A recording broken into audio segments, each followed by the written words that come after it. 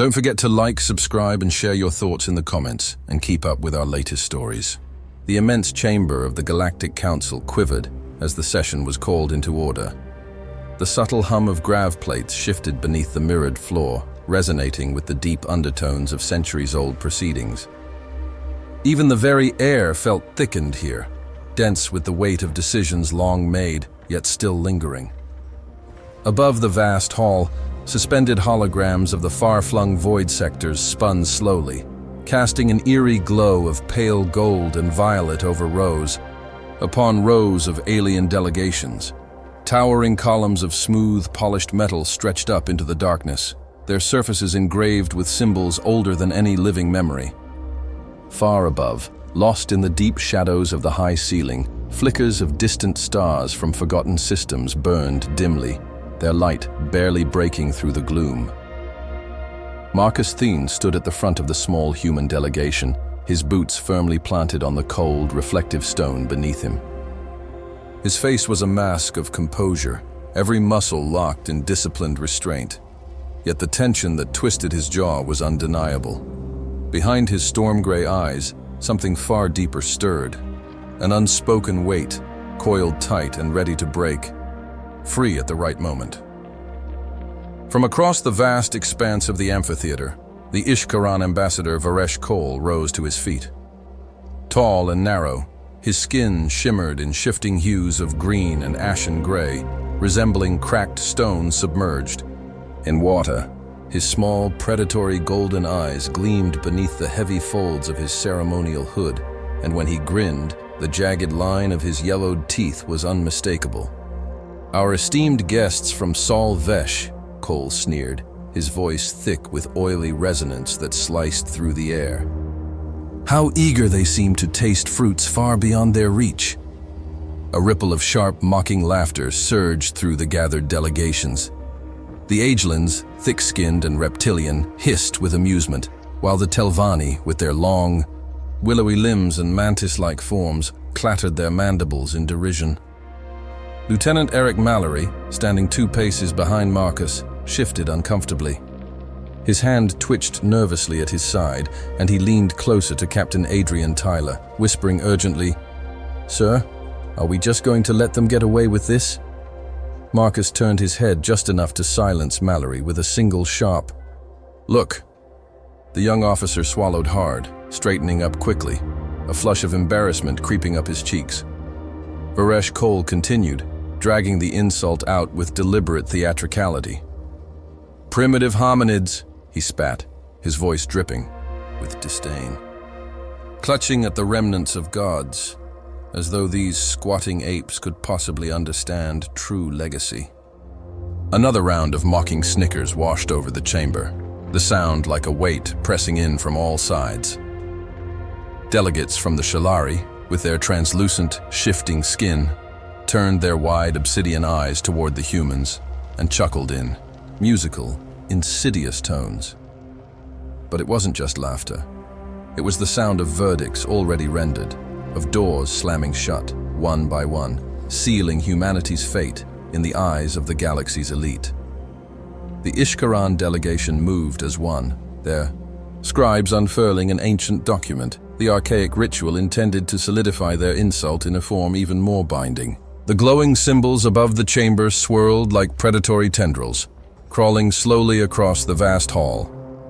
In recognition of the Council's sacred duty to protect the hallowed grounds of the Anil Zan, Varesh Cole proclaimed, his voice rich with mock formality.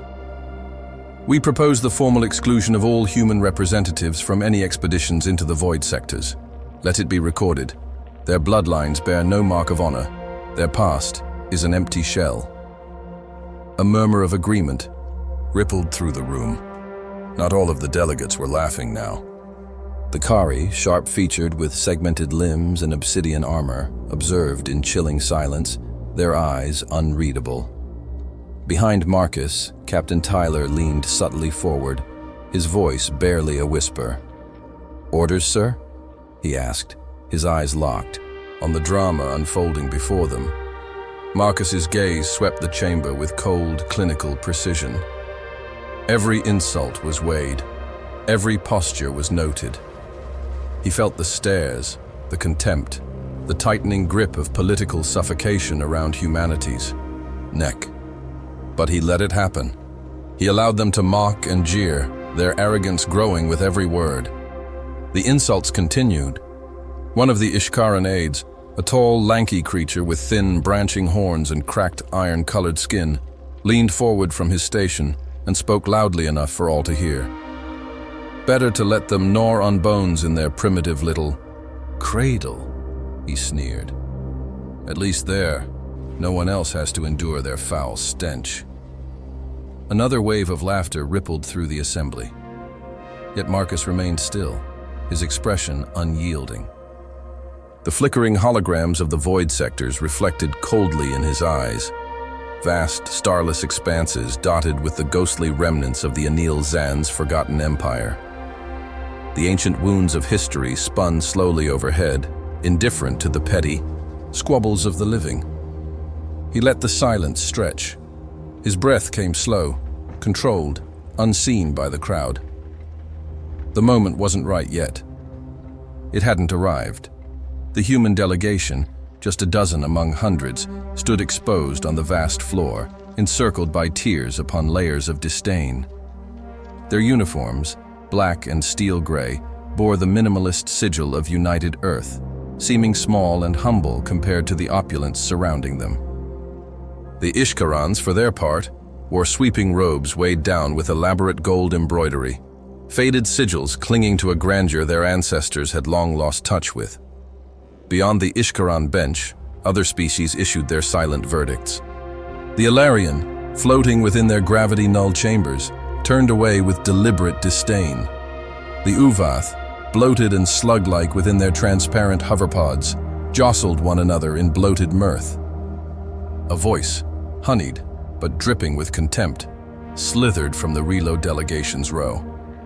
Perhaps the apes should first master their own moons before attempting to lay claim to the cradles of stars.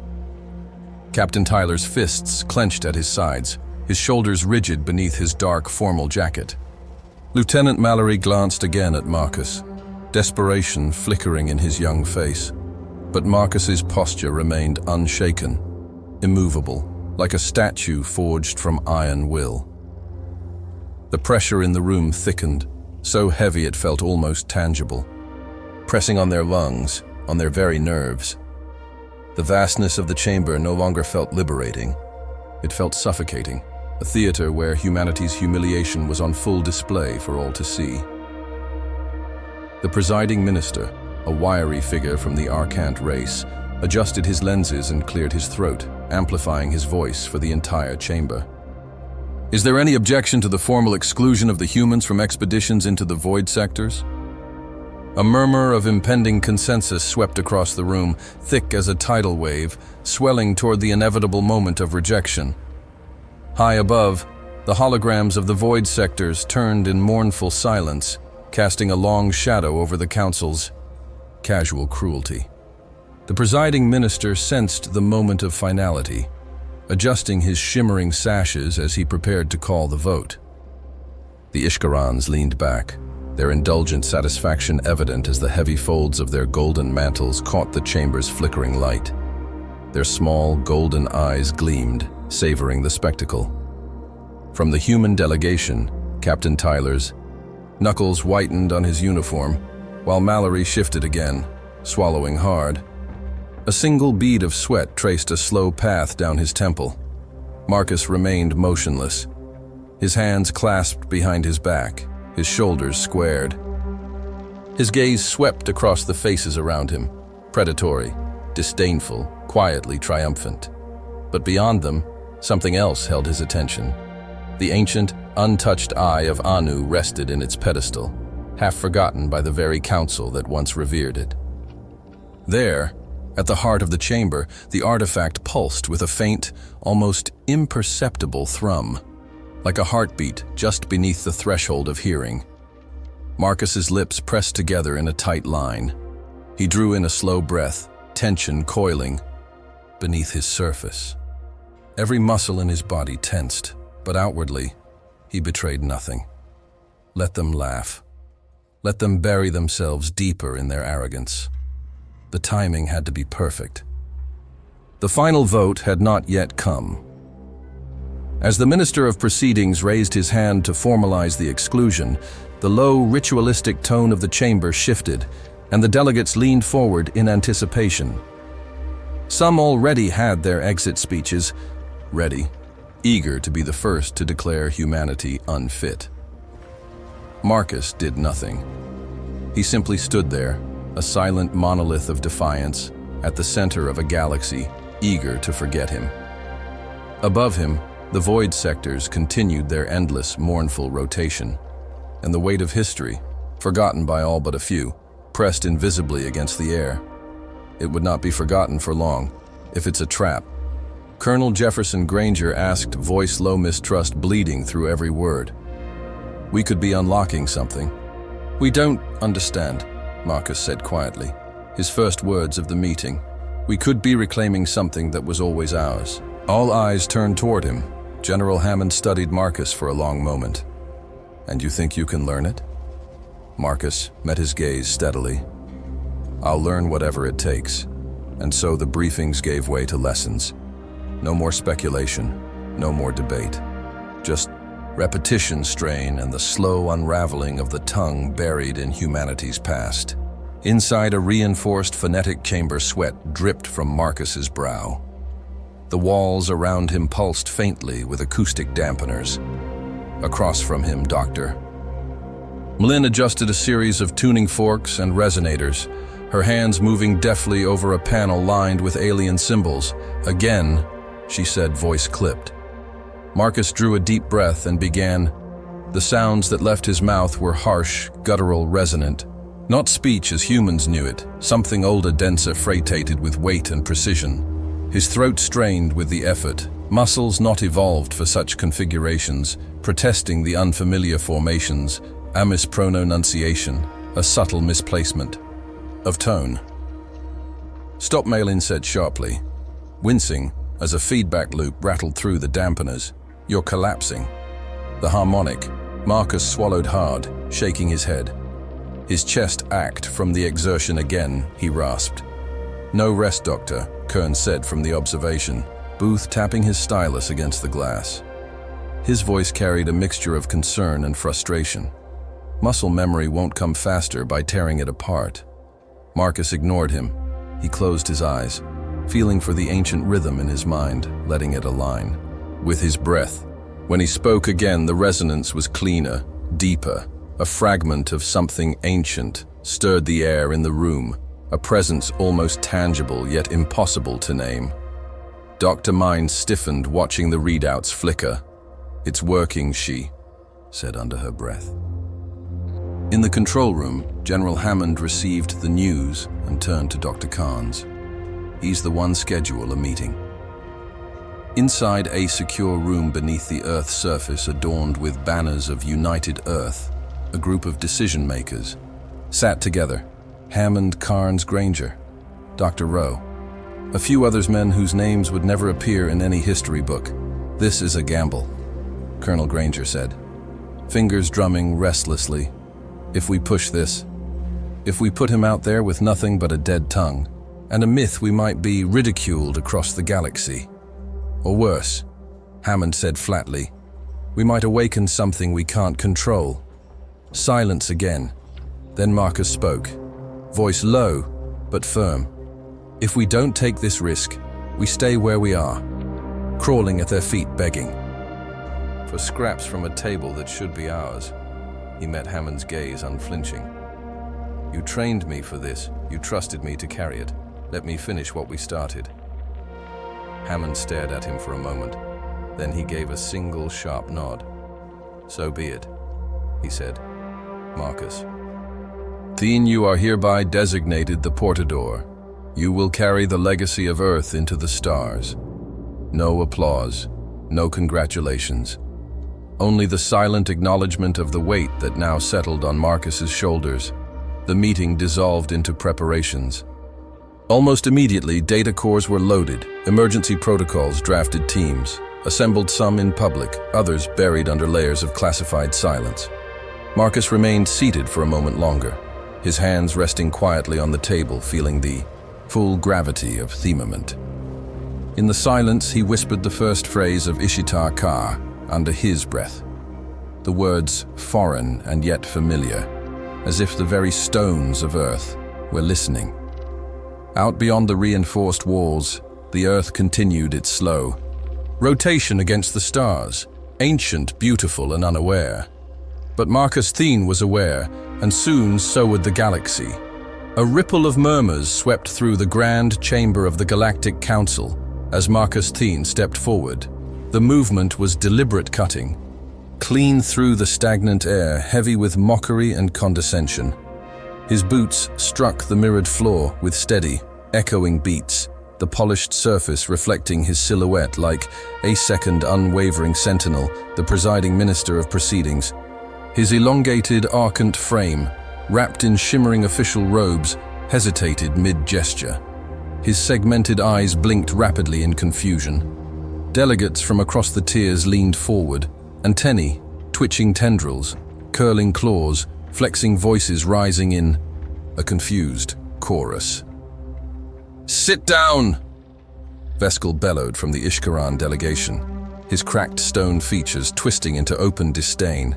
His heavy ceremonial robe billowed as he lurched to his feet, jabbing a skeletal finger toward Marcus. "You are out of order."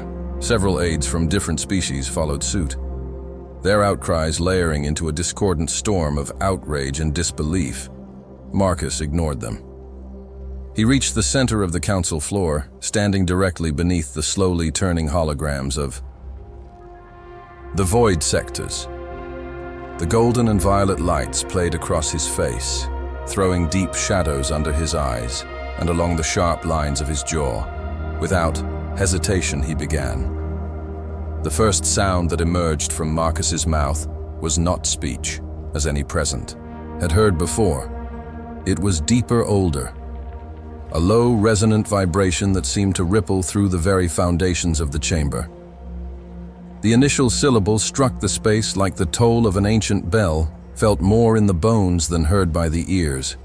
The noise in the chamber faltered. Conversations died mid-sentence. Movement stilled. Marcus continued, flowing into the next guttural phrase, his voice steady and unwavering. Each sound layered upon the last building a resonance that began to distort, the air bending it slightly like heat rising from scorched earth. The human delegation stood frozen, watching. Captain Adrian Tyler's jaw tightened as he recognized the ritual for what it was. Beside him, Lieutenant Eric Malaleri's eyes widened, his fists clenched at his sides, his breathing shallow but steady. The council's recording drones shifted into tighter formations, their lenses focusing unblinkingly on Marcus streams of data and live footage transmitted outward, reaching unseen observers. Across dozens of sectors, the ritual deepened. Marcus's voice rolled through the cavernous hall, each syllable dense with forgotten weight. The acoustics of the chamber, once engineered for clarity and order, now seemed torrible, carrying the ancient sounds. With a ghostly reverberation that gnawed at the nerves of all present, Varesh Cole gripped the arms of his throne-like chair, his golden eyes wide with something perilously close to fear. His aides, the tall ash-skinned Ishkarans with horned crests and sunken cheeks, pulled their ceremonial robes tighter around themselves, as if the fabric could shield them from the rising tide. Delegates from the Shalari, their translucent skin flickering with distress, whispered frantically among themselves. The massive cavalry remained rigid, segmented armor plates vibrating minutely as they exchanged rapid clicks of uncertainty. Even the imperious Ilarian, who floated in their gravity-null thrones, drifted subtly lower, their bioluminescence dimming to a muted gray. Another line of Ishtar flowed from Marcus, and the very air shuddered. The sound changed something deeper than atmosphere. It reached into instincts long buried by evolution, a primal recognition that what was being summoned now was not theater, not politics, but something real. Above the council floor, the great holograms of the void sectors slowed their rotation, faltering as if the systems themselves responded to the frequency in the ancient words. The chamber was no longer simply silent. It was frozen, as if the atmosphere itself refused to move. It felt as if even time itself dared not intrude. The flickering lights above seemed frozen mid-tremble, the mirrored floor capturing every breathless second like an ancient, unchanging monument. Captain Adrian Tyler kept his posture tight, disciplined. Behind the mask of military control, a flicker of pride sparked in his eyes. He had seen too many battles to believe easily, but even he couldn't deny the awe rising in his chest. Beside him, Lieutenant Eric Mallory stood stiffly, his hands clenched into tight fists at his sides. A muscle twitched at the corner of his mouth, the suppressed instinct to smile to show the fierce, dangerous pride rising in his gut at the sight of one of their own standing. Unshaken in the heart of the galaxy's judgment, neither spoke, neither moved. They simply bore witness, tense, coiled and carrying within them the fragile, unbreakable pride of an entire world that had waited too long for this moment. The reactions among the other species varied wildly. The Altarian dimmed their bioluminescent bodies to near invisibility. The Shalari clutched at the folds of their robes, their wide black eyes full of something dangerously close to fear. Even the massive Kalari froze, their segmented armor trembling faintly with barely contained dread. Varesh Cole, who had moments ago dripped disdain with every word, now clutched his ceremonial staff with both hands, his mouth working uselessly as he tried to formulate a protest that could survive the crushing weight of the ancient ritual unfolding. Before him, Marcus held the moment, completing the final sequence of this opening invocation. He lowered his hands with mechanical precision, letting the echoes of the ancient language seep into the stones, into the bones of the council chamber itself. His chest rose and fell slowly. His eyes, storm gray and unblinking, swept over the assembly of beings who had once believed they could dismiss humanity with a signature and a sneer. No one spoke. Who would dare? The words had been cast like anchors into the ocean of history, pulling up truths no one in the room was ready to face. Marcus remained standing, centered within the charged silence, the ritual still incomplete, but irreversibly begun. The galaxy had been warned, and Marcus Thne had not finished. Marcus Thne stepped forward, breaking the electric stillness that gripped the council chamber. His boots struck the mirrored floor without sound, the weight of each step absorbed by a tension so thick it seemed to muffle even reality itself. Eyes tracked him from every corner, some wide with terror, others narrowed with suspicion, a few frozen by the gravity of something they did not understand but instinctively feared, the delegates. Watched silent and powerless as Marcus crossed the vast floor toward the Eye of Anu. The artifact loomed atop its pedestal, a monolith of perfect obsidian blackness. It absorbed the scattered lights of the void sector holograms, giving nothing back. For centuries, it had been a relic venerated, displayed, but ultimately inert. A silent god no one truly believed would ever answer. Marcus reached the base of the pedestal. For a heartbeat, nothing moved. Not him, not the delegates, not the swirling light above, only the silent hunger of the artifact, waiting from the Ishkaran bench. Ambassador Varesh. Cole's voice shattered the fragile silence. "Stop him," he barked, his golden eyes wild, his cracked stone features twisted into a richness of desperation as he turned to the assembly. "He defiles sacred." Ground a diplomat from the Ishkaran delegation, Counselor Drevelman, a hunched figure with a serpentine neck and cracked green scales, surged forward, his heavy ceremonial robes trailing behind him. "Cease this madness." Dravelman cried, his voice cracking with barely restrained panic. "The Sol race has no claim here."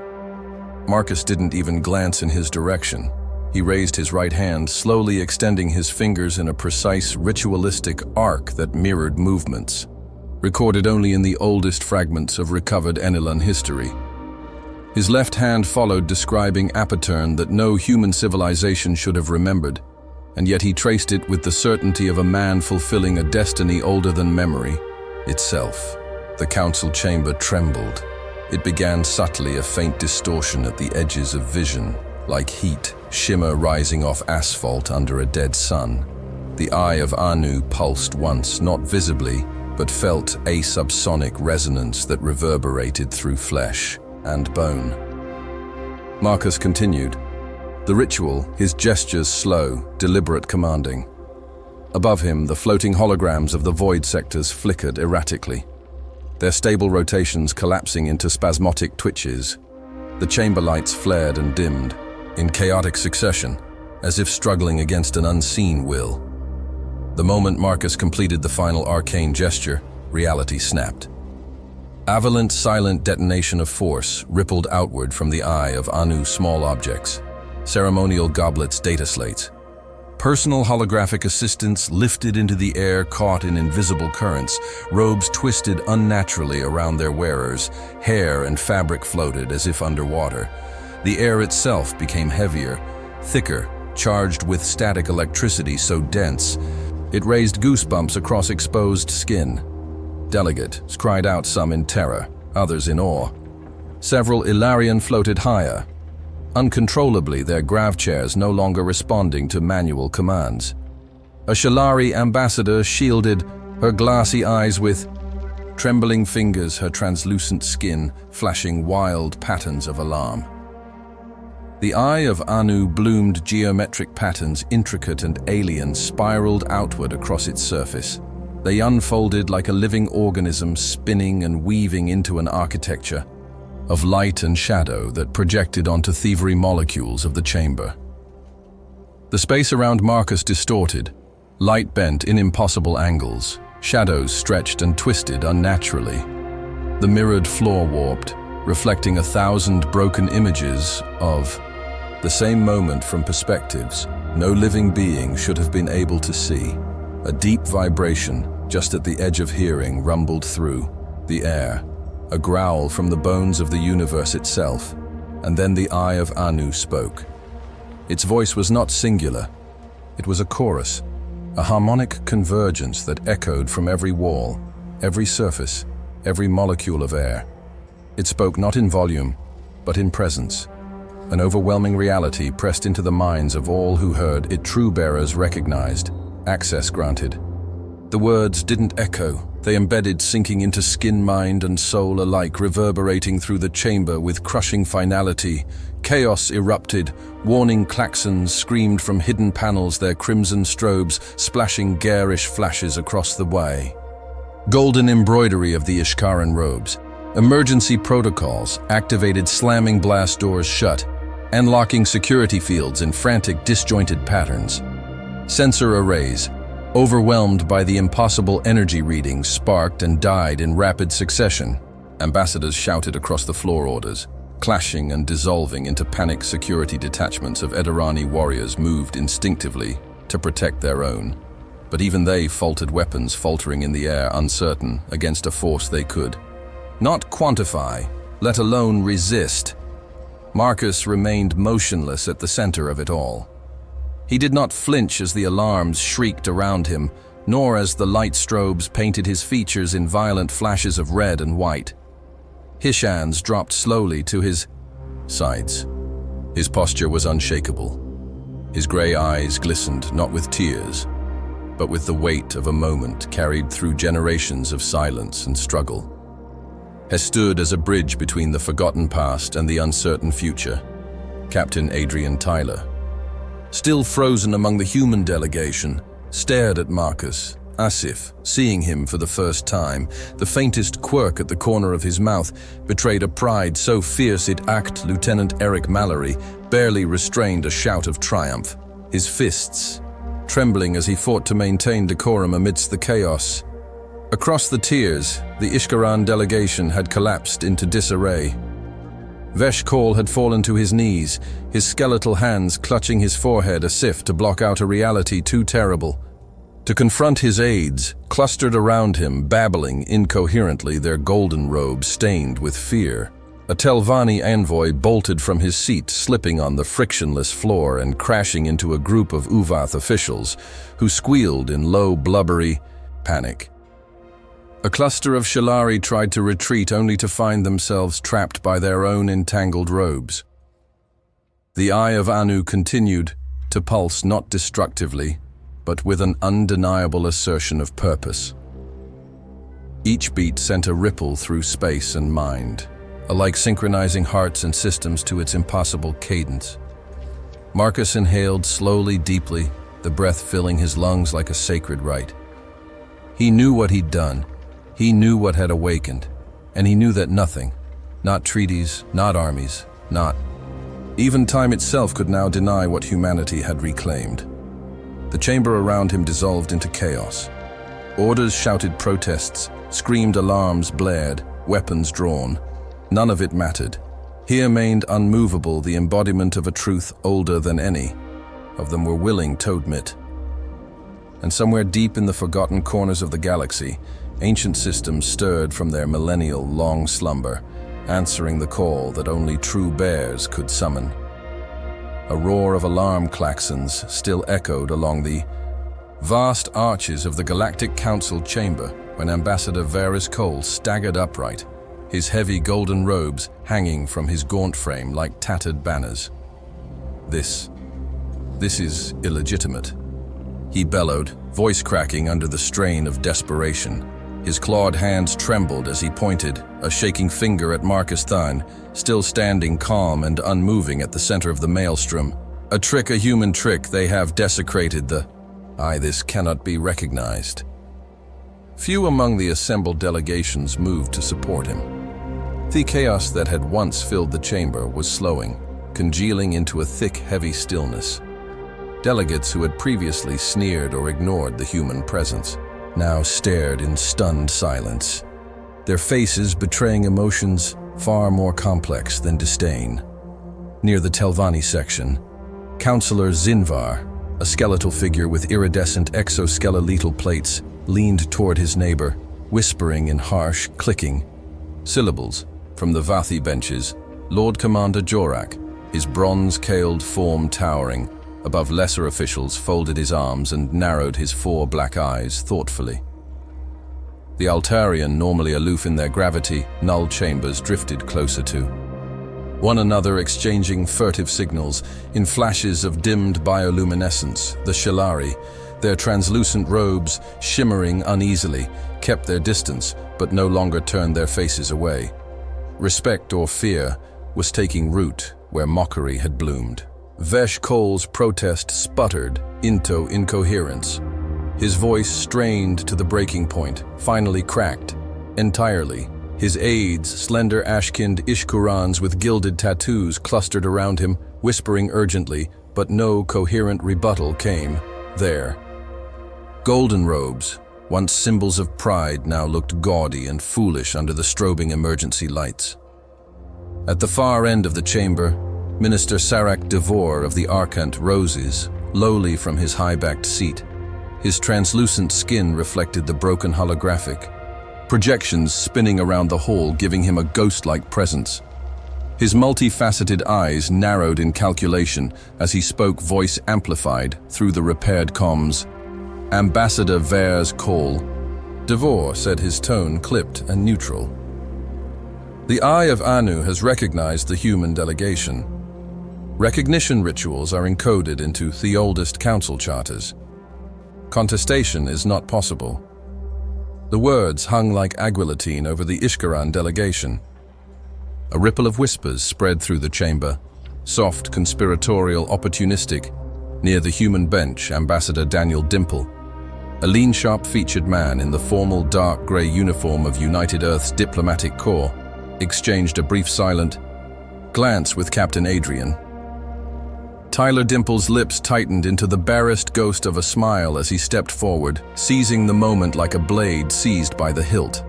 In a voice calm and surgically precise, Dimple addressed the chamber. Given that the Eye of Anu has confirmed humanity's legitimacy regarding the void sectors, we move that the original exclusion motion be dismissed immediately. Further, we propose, formal recognition of Sol's sovereign exploration rights under the Council's exploration mandates. For a moment, no one spoke. Then muted guarded agreements began to spread among the benches. The Kari war delegates murmured in their rumbling, low-frequency speech. The Telvanni councillors clicked and buzzed amongst themselves. Even the stone-faced Virathi exchanged tour nods. The Ishkarans had no reply. The vote was called not with ceremony, but with brutal efficiency. Delegates who once would have relished dragging humanity into endless bureaucratic stalemates now moved.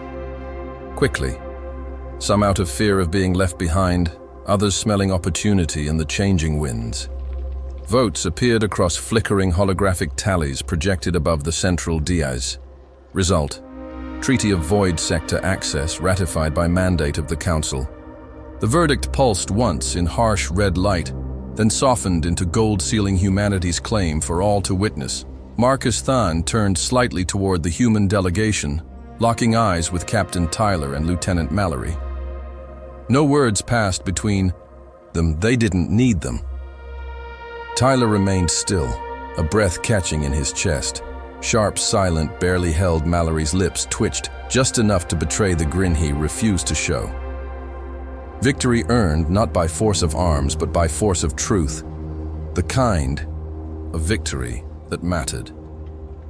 Marcus led the way back across the mirrored floor, the human delegation falling into formation behind him, head stern to follow their passage, not with mockery now, but with something heavier, calculation, caution, the kind of gaze reserved for players who had suddenly revealed weapons no one had expected them to possess.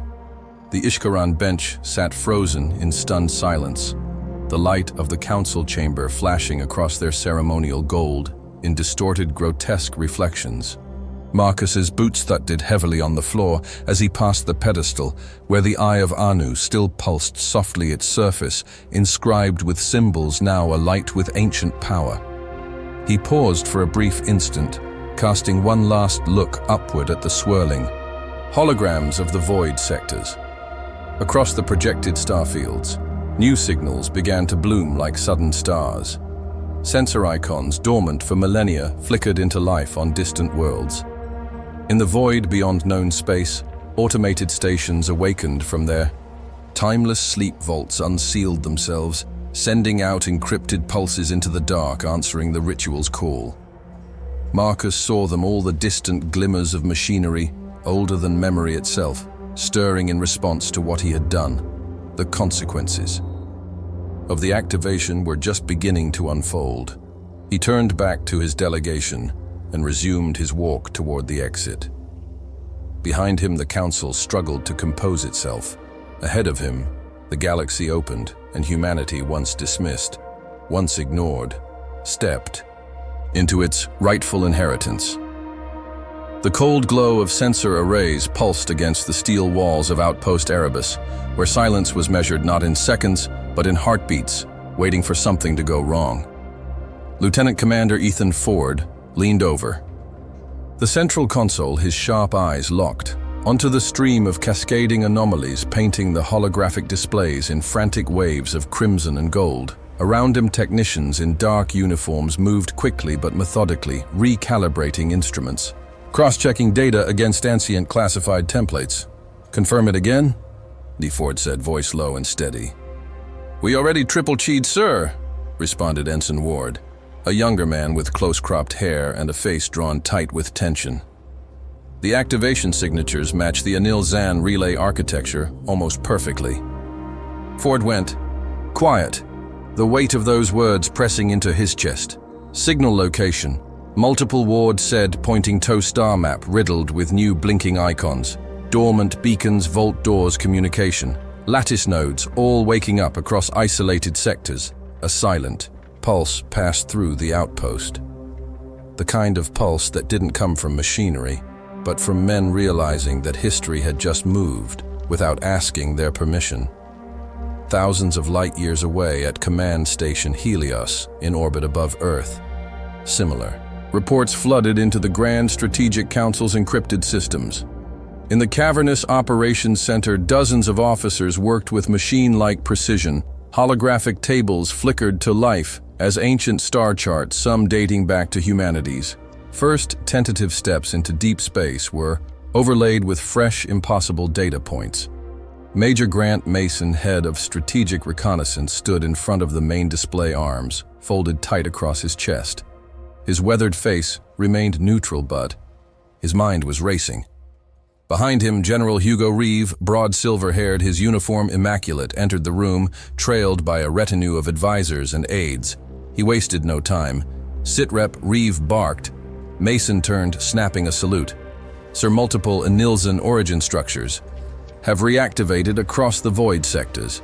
We've confirmed at least 24 distinct energy signatures, potentially more pending triangulation.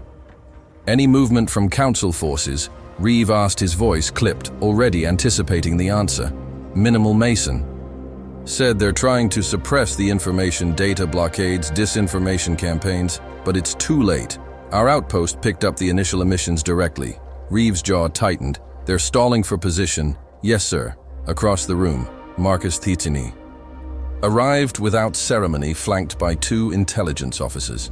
His presence drew a ripple of acknowledgement, the kind reserved for men who had already altered the course of the galaxy by standing firm when it mattered most. He stepped up beside General Reeve, his gray eyes sweeping the displays. They're trying to buy time, Marcus said quietly. They know what was triggered. They just don't know how to control it. Reeve gave a grunt of agreement, folding his arms. Which means we act now before the others can close the window. The main holographic table shifted again, this time displaying the void sectors themselves. Vast, starless stretches peppered with blinking nodes, each representing a reawakened Anilzan relic. The tension in the operations center thickened not from fear, but from the gravity of opportunity. In a smaller adjoining chamber, the top brass of Earth's military, scientific, and diplomatic leadership convened around a stark oval table. Screens embedded in the walls streamed live reports.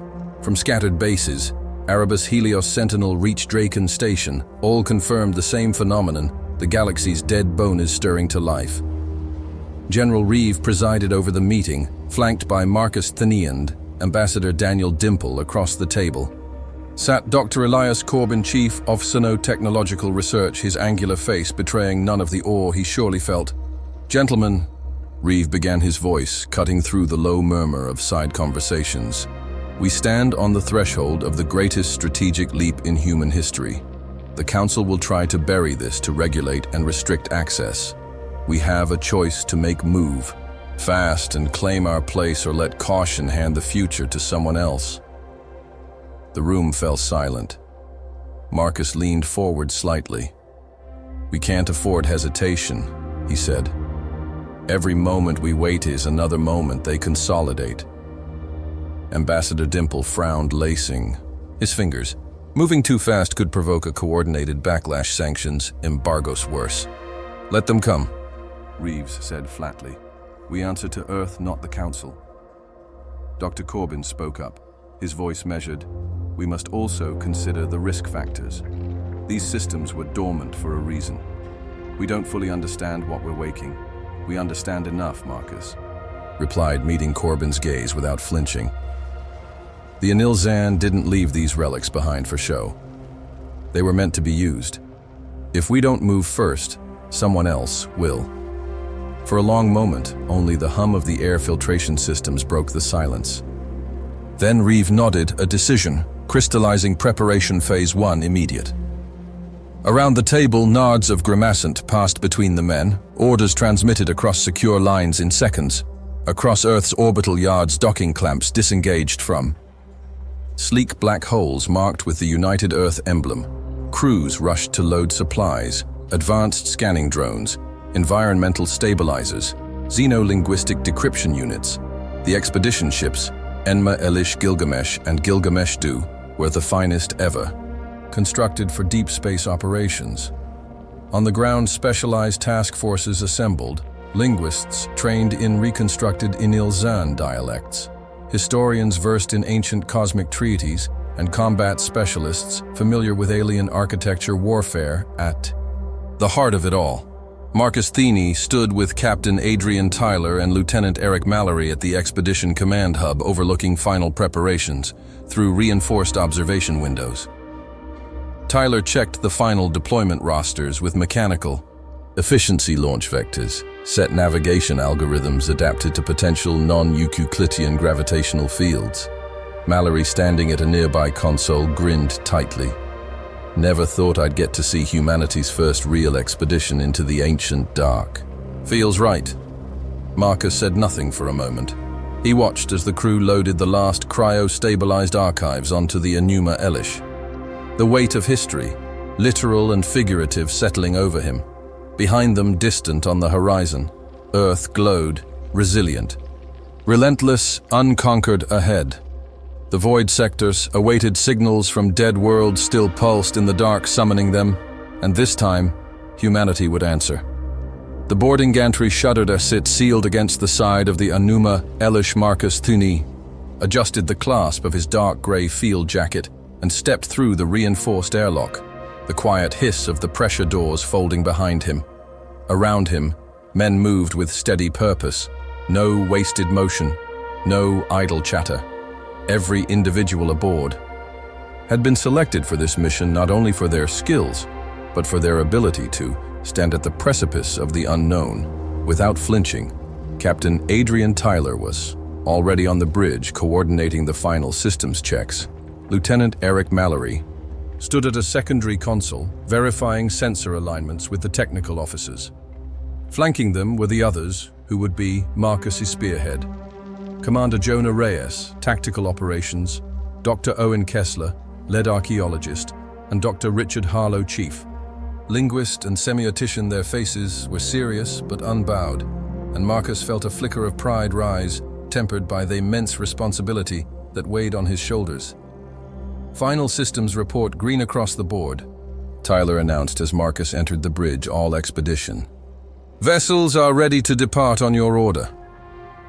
Marcus approached the central command console, gazing through the massive viewport that framed Earth, a distant glittering marble slowly rotating beneath them. Beyond that, the void stretched endless and black, sprinkled with cold fires, a frontier older than memory and more immense than fear. He gave a single nod. Initiate launch. The Enuma Elish trembled as its drives powered up, followed by the Gilgamesh, and the Gilgamesh, the thick golden clamps, released. From the orbital platform, with a low mechanical clatter, a synchronized pulse passed through the fleet. A silent signal shared across secure comms. The Guardians were moving one by one. The ships turned their drives, signating with brilliant white lances that pushed them beyond the moon's shadow into the uncharted dark inside the Enuma Elish. Tension hummed beneath the disciplined professionalism of the crew. As acceleration plates engaged and inertial dampeners compensated the familiar pull of Earth's, gravity diminished, replaced by the subtle vibration of engines pushing them into deep space. In the mesh hall, pockets of conversation buzzed low between specialists, engineers, and soldiers. They say one of the signals came from a dead moon in the car. Liska drift, Sergeant Noah Flint muttered, to his squadmate adjusting the magnetic seals on his weapon harness. If it's half the size they think it is, we're not just talking ruins. We're talking entire cities frozen under ice. Private Devon West, barely out of his academy years, leaned in, eyes wide. What if there's still something alive in there? Flint shrugged, the gesture heavy under the weight of his exo-armor. Then we hope it's friendly or slow. Elsewhere, at a quiet observation deck, Dr. Harlow stood. Beside Dr. Kessler, both men staring into the void stretching ahead of them. You can feel it, Harlow said softly. The weight of it. The silence, like walking into the grave of a god. Kessler gave a tight smile. Or the cradle of something greater. Marcus passed behind them, listening, absorbing their words without comment. Every voice on this ship carried a fragment of the enormity they were about to confront. He returned to the bridge as the Enuma Elish approached its first waypoint, the Larangef Fold, a gravitational anomaly near the edge of Sol's outermost boundary. Without ceremony, the ship slipped through the fold and out into the void sectors, proper a place no human ship had legitimately crossed before. The stars here seemed more distant, fewer, as if even light itself had been reluctant to come, and those that remained watched in cold silence. The fleet moved, in coordinated silence, the Gilgamesh and Gilgamesh do, fanning out to form a defensive perimeter, as programmed AI scouts launched ahead to sweep for hazards. The first destination was a coordinate cluster designated DS-119, an E. Asteroid belt strewn around a collapsed dwarf star, long dead hidden within it. Preliminary scans had revealed energy signatures, not natural, but structured, intentional. The Enuma Elish approached cautiously, sensor sweeps illuminating the darkness there. Nestled among the drifting rocks and frozen debris, an orbital station time had ravaged it, but the basic shape remained a sprawling ring of interconnected modules, their surfaces blackened by millennia of micro-impacts and radiation burns. Strange, geometric markings half erased by time shimmered under the scanning beams. Marcus leaned forward slightly as the main display sharpened the images. "Docking integrity," he asked. "Marginal." Tyler replied, "Structural stress at 90% but localized magnetic." "Clamp still active on sections 4 through 7. Marcus studied the schematic. "We go in." Minimal teams, eyes open. Within 20 minutes, the first landing party, including Marcus himself, maneuvered into the abandoned station aboard the expedition shuttles. The interior was a labyrinth of ruined corridors, collapsing struts, and strange semi-organic structures, embedded into the walls veins of material that throbbed faintly under handheld scanners, but showed no overt hostility. Dr. Kessler ran gloved fingers along one of the semi-translucent growths biocircuitry. He muttered, still resonant, "It's like the station is dreaming." Further inside, they found an archive chamber, an enormous spherical vault, its walls layered with living data nodes pulsing dimly in slow, methodical rhythms. Dr. Harlow's hands trembled as he activated a decryption tool, feeding snippets of reconstructed Ishtar into the interface. The vault answered sluggishly, haltingly, but it answered data, ancient maps, genetic blueprints, philosophical treatises written in wavelengths of meaning beyond any human alphabet, the breath of an empire reaching back across dead time.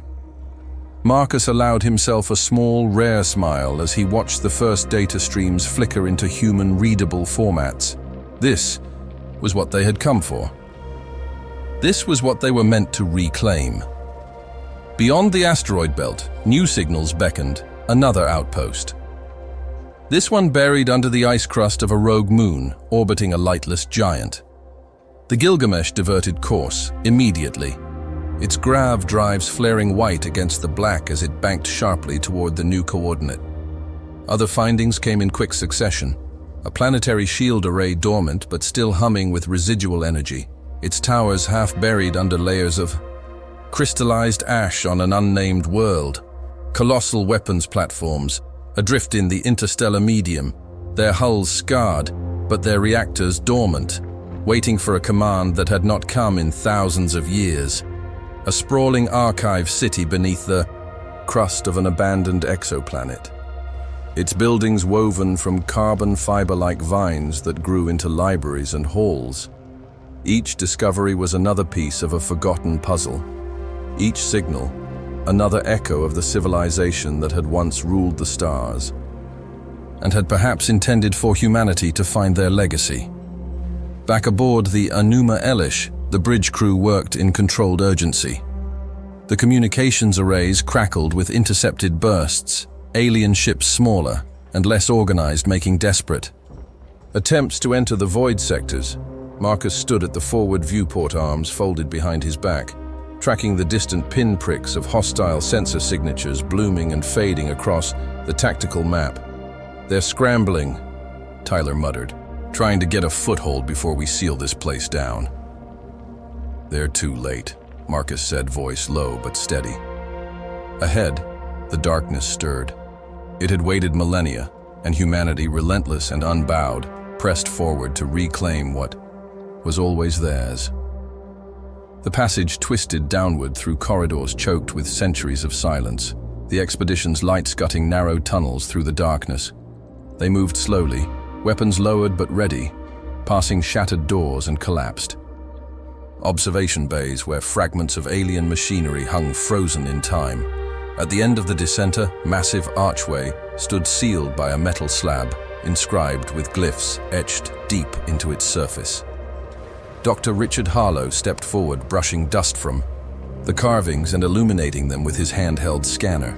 His voice broke the heavy quiet. It says, "Primary Command Station, Anil-Zan Custodial Corps." He translated his tone. "Reverent." Marcus nodded once, a subtle motion, heavy with understanding. Without hesitation, they triggered the manual override, and with a groan that reverberated through the bones of the ancient structure, the entrance slid open, revealing the heart of the forgotten empire waiting for them. The heavy doors of the command station shuddered as they parted, revealing a hall so vast and dark that even the expedition's floodlight struggled to pierce its full depth. Marcus led, the advance flanked by Captain Adrian Tyler and Commander June Reyes. Behind them, a tactical unit moved in silence, weapons low but ready. Dr. Owen Kessler and Dr. Richard Harlow followed closely, cradling diagnostic slates and translator nodes, their faces lit by the ghostly glow of ancient data lingering in the air.